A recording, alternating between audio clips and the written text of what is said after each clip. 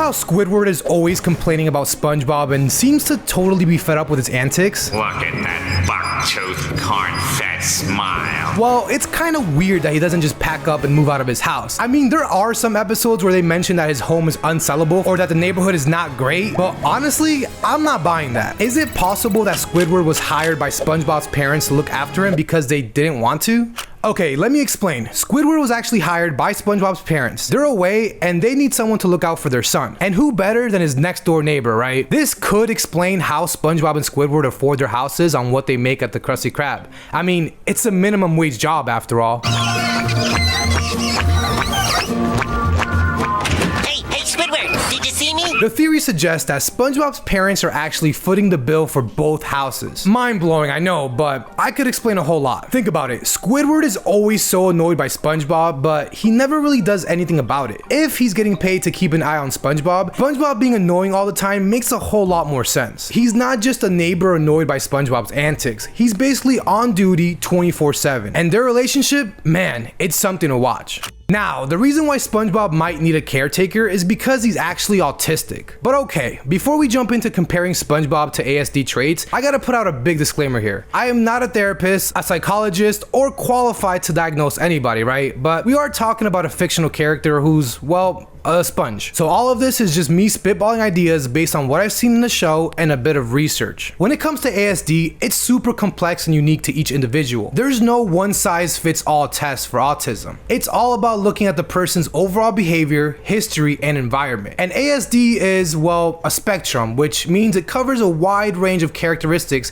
and abilities. One thing that's really important to remember is that there's a big misconception about people with autism always needing caretakers. That's not always true. Sure, some folks with ASD might need more support than others, but many live totally independent and fulfilling lives without needing someone there all the time. So, with all that being said, let's play armchair psychologist for a bit and look at SpongeBob through this lens. One thing about SpongeBob that really stands out is his intense focus and passion for certain activities. It's a trait often seen in individuals with ASD, right? SpongeBob's love for cooking, jellyfishing, and blowing bubbles is a perfect example for this. From the very start of the series, we see SpongeBob's culinary dreams, but his passion really shines in the episode Pickles, where messing up a Krabby Patty order throws him into a real crisis. It's like his whole identity is tied to his ability to cook. Jellyfishing isn't just a pastime for SpongeBob, it's like his obsession and a huge part of who he is. Episodes like Jellyfishing and Jellyfish Hunter really highlight how dedicated he is to it. And in Jellyfish Jam, a jellyfish literally follows him home, causing all sorts of chaos.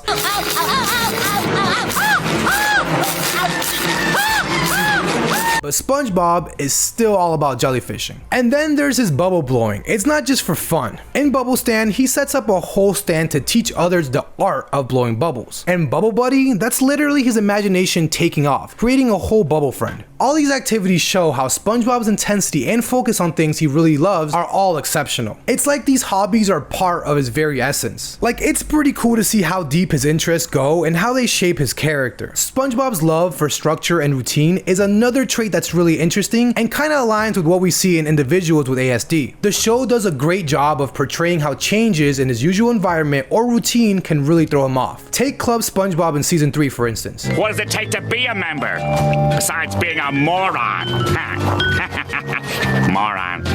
When SpongeBob and Patrick's club routine gets disrupted, everything descends into chaos. SpongeBob just can't handle the sudden change, and you can see how much he struggles with this loss of predictability. It's like he needs things to be a certain way, and when they're not, it really affects him. Then, in The Algae's Always Greener, also from season 3, there's this big switch up where Plankton and Mr. Krabs exchange lives. This really messes with SpongeBob's work environment big time, and he just can't cope with it, being that Mr. Krabs and Plankton are just not the same people. Both of these episodes really drive home how crucial a predictable and structured lifestyle is for him. The changes hits him hard and leads to a lot of distress. Now, we can dive deeper like changes with the theory of mind and developmental progression, but I think you get the point. Okay, so now that a YouTuber has unofficially diagnosed SpongeBob with ASD, there's still a few questions that need to be answered. Are his parents actually rich enough to be able to afford Squidward as a caretaker?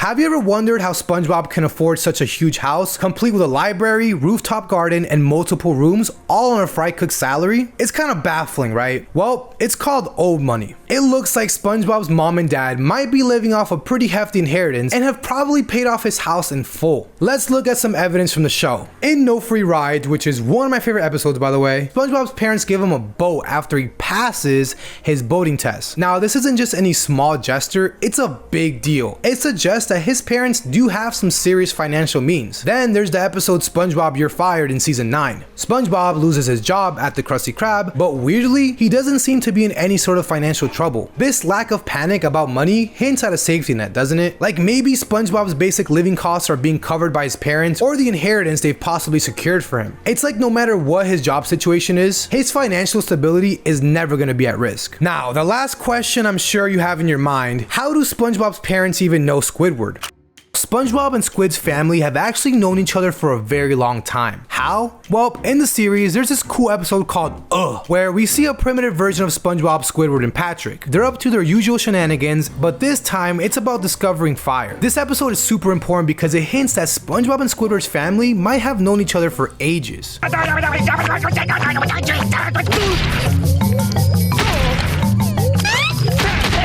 But it's not just an There's another episode where we see their ancestors interacting in medieval times.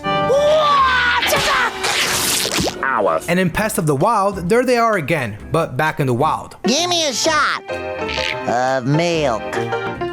Milk? 2%. This pattern across different periods kind of suggests that the two families have been close for a really long time. So it's pretty likely that Squidward knows SpongeBob's family pretty well. And maybe he even feels a bit of an obligation to look out for SpongeBob because of this long history. Now you might be wondering, why don't we see Squidward hanging out with SpongeBob's family in the show if they're so close? But actually we do kind of see it. It's just not in the most obvious ways. Like in the episode Grandma's Kisses, we actually learn Squidward knows where SpongeBob's grandma lives. He's eavesdropping on a conversation which suggests he's been around the family more than we might think. But the best evidence comes from a Nickelodeon comic strip titled Great Grammar. SpongeBob invites Squidward over to his grandma's house, but Squidward says he'll come over only if she doesn't play her corny music. But how would Squidward know about her music taste if he's never been there before? Well, that's because he actually has. I mean, later on he even says he wants to visit SpongeBob's grandma's house again, but without SpongeBob because they share interests and get along. All of this adds to the show that Squidward and SpongeBob's family definitely have some sort of connection. It's not just a one-off thing, there's history in there. And it's actually pretty fascinating to see how it's woven into the show and other SpongeBob media.